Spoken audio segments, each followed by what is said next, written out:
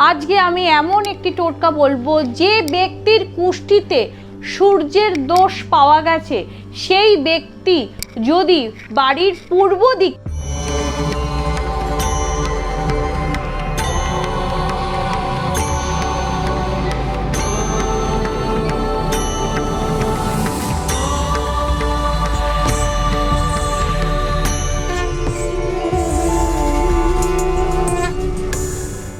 নমস্কার, আমি চন্ডিমাদি বলছি। আশা করি আপনারা ভালো আছেন, সুস্থ আছেন। ভালো থাকুন, সুস্থ থাকুন।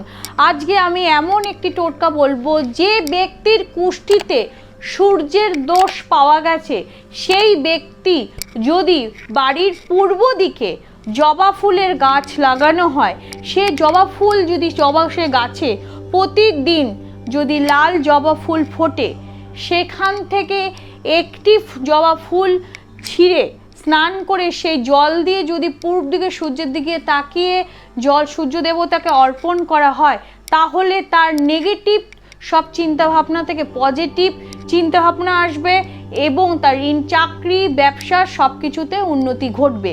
তো এই টোটকাটি যদি আপনি করুন, দেখুন আপনার সূর্যের দোষ থাকলে সেটা কেটে যাবে এবং বাড়ির পূর্ব দিকে আপনি জবা ফুল লাগান এবং সূর্য দোষ থাকা এবং না থাকাতেও যদি বাড়ির পূর্ব দিকে যদি আপনার জবা ফুল থাকে, তাহলে বিভিন্ন অন্য গ্রহদোষও কেটে যায়। তো টোটকাটি করার পর আপনি কেমন আছেন সরাসরি ফোন করে জানাবেন।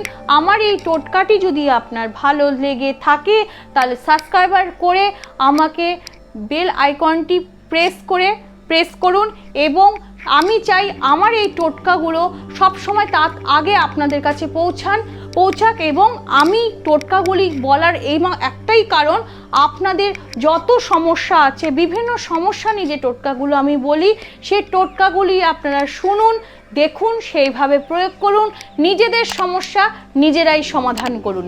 নমস্কার।